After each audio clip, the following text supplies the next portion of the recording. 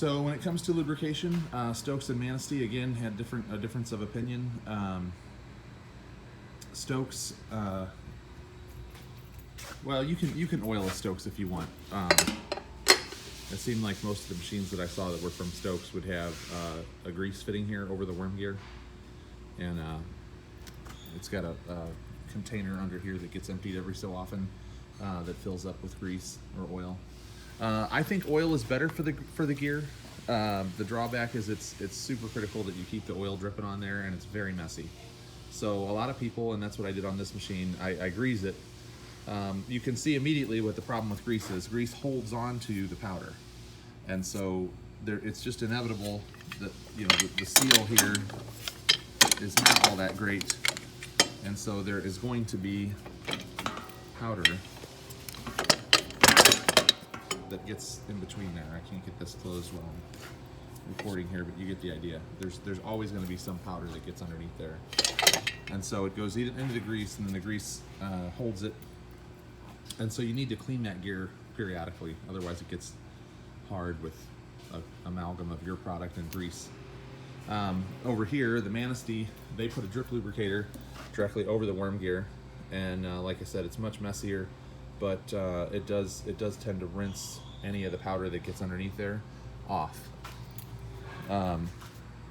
You could switch either machine either way. You can put a grease fitting where that oiler was, whatever you want to do. But that's predominantly there's two things that are really hard on the machine. That gear, the ring gear and the worm gear, a lot of friction there, and it's doing most of the work. And then the other one is the spindle. The spindles wear out, and then things get all out of whack. It's not good. You can seize the machine up. So here again, we've got a drip lubricator that drips down through the cam body and into that spindle, and makes sure that the spindle is lubricated. So whenever the machine is running, you got to pop this straight up. And then I set this one the other day when I was running it. This one, they just want you to fill the cup up. Take that hopper off. I'll get to that in a minute. But they just want you to fill the cup up with oil. You really can't fit a drip lubricator under there. I've seen people do it where they cut a notch here, they mount the drip lubricator up here, and they run a tube down so that they can use a drip lubricator on their spindle, which isn't a bad idea. It's pretty critical. The other lubrication points, the reason I say they're not as critical, when I get to my adjustments video, I'll explain when these move. They don't move all that much. So if you forgot to grease that for months on end, it really wouldn't be a problem. But there's grease fittings at all of the pivot points on both machines, which are the same in that regard. They both work off of putting pressure at the midway point. There's a fixed point here. The tablet tooling runs over this pressure roll in the middle of this, and then comes out here. The force comes down across and then pulls up on this spring. And so any of that motion that's happening there needs to be lubricated.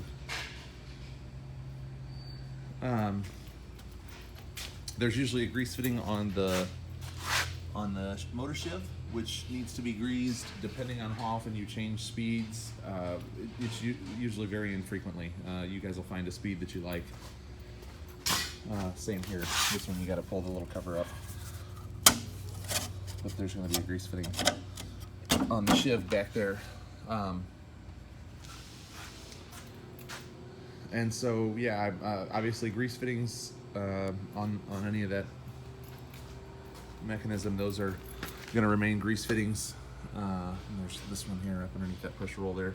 All that's going to remain a grease fitting. But your gear and your spindle probably should be oil, but it's kind of up to you. One other thing to note, there is a grease fitting that is super important. These pressure rolls spin all day long, and so this needs to be greased probably a couple times a day. And the Manistee is just terribly difficult to get to. When the tools are in the machine, if you take this and you drop it down so that you can get to that grease fitting, then the punches will fall out. So you probably need to put an extension here, run some pipe and get it out past this bar, or find a very thin wall grease gun to get in there, because that needs to be, those two, both the pressure roll grease fittings, the other one is right here for the Manistee. They need to be greased constantly. There's no bushings in there, it's just a steel on steel fit. Very old technology. It's just a smooth bore. It's very highly polished, and it withstands a lot of pressure very well, but it needs to have its grease. And I think that's it for grease. I'll do